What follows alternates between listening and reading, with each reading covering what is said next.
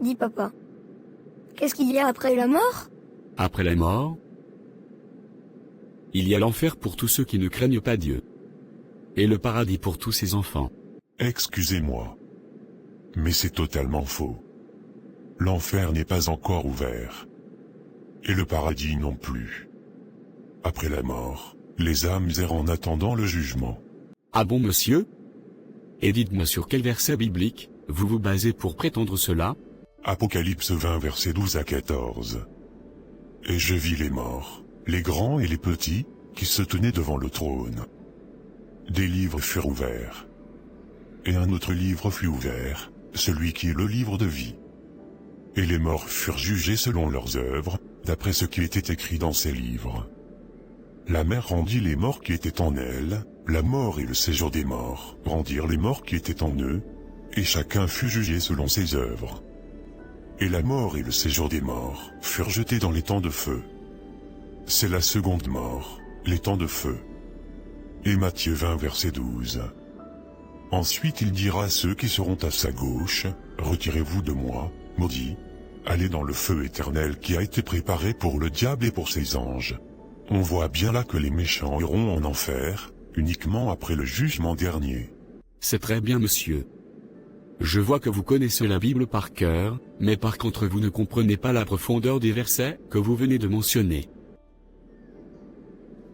Reprenons quelques lignes du passage d'Apocalypse que vous avez cité. Apocalypse 20 verset 13. La mort et le séjour des morts rendirent les morts qui étaient en eux. Vous voyez bien ici que les morts en question sont bien dans un lieu, avant de se retrouver devant le Seigneur pour être jugés.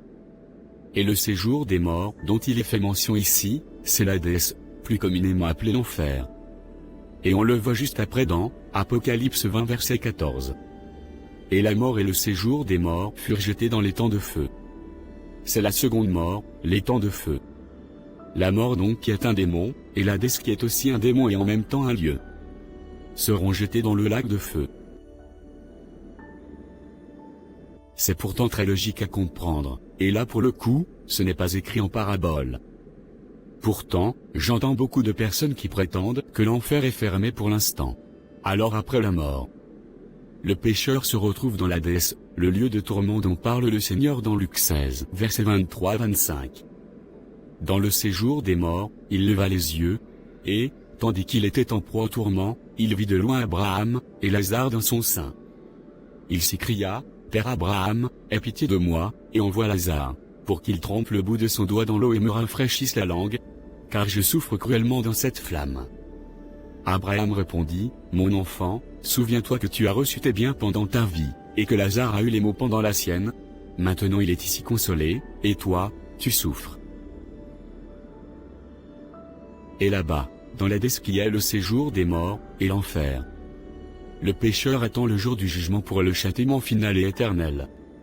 Le lac de feu, appelé aussi la Géhenne, qui d'ailleurs sera ouvert même avant le jugement. Car l'Antichrist et le faux prophète y seront jetés en premier, dans Apocalypse 19 verset 20. Et la bête fut prise, et avec elle le faux prophète, qui avait fait devant elle les prodiges par lesquels il avait séduit ceux qui avaient pris la marque de la bête et adoré son image. Ils furent tous les deux jetés vivants dans les temps ardents de feu et de soufre. Très intéressant tout ça. Alors qu'en est-il du paradis alors? C'est simple. Avant que Jésus ne soit crucifié, les saints qui mouraient, se retrouvaient dans le séjour des morts. Mais dans le sein d'Abraham, qui était un lieu d'attente, où l'on n'était pas tourmenté. Contrairement aux pécheurs, comme dans le passage de Lazare que j'ai mentionné tout à l'heure. Mais Jésus étant mort à la croix, descendit dans les régions inférieures selon Éphésiens 4 versets 9 à 10, qui dit: Or, que signifie, il est monté, sinon qu'il est aussi descendu dans les régions inférieures de la terre? Celui qui a descendu, c'est le même qui est monté au-dessus de tous les cieux, afin de remplir toutes choses.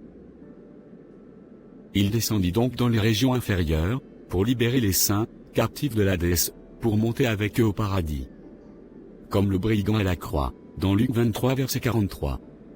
Jésus lui répondit, « Je te le dis en vérité, aujourd'hui tu seras avec moi dans le paradis. » Et pour confirmer cela, on a même vu plusieurs des saints libérés de l'Hadès, ressusciter et apparaître aux habitants de la ville.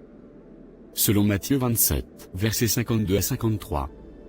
les sépulcres s'ouvrirent, et plusieurs corps des saints qui étaient morts, ressuscitèrent étant sortis des sépulcres. Après la résurrection de Jésus, ils entrèrent dans la ville sainte, et apparurent à un grand nombre de personnes. Attention! Le paradis est un lieu de repos temporaire, à ne pas confondre avec la Nouvelle Jérusalem, qui elle n'est pas encore descendue selon Apocalypse 21 verset 2. Et je vis descendre du ciel, d'auprès de Dieu, la ville sainte, la Nouvelle Jérusalem, préparée comme une épouse qui est séparée pour son époux. Donc pour conclure, après la mort, il y a le paradis, qui est un lieu de repos temporaire pour les saints qui donnent leur vie à Jésus et qui marchent conformément à ses voies, et qui habiteront la Nouvelle Jérusalem, après le jugement dernier.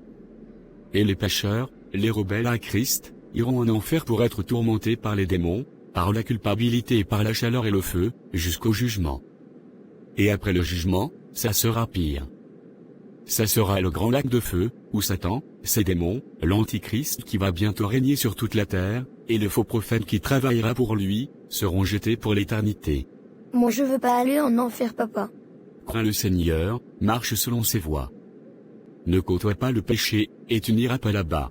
Je me rends compte que je lisais la Bible, selon ma logique humaine. Mais merci Seigneur pour ce petit éclairage du matin.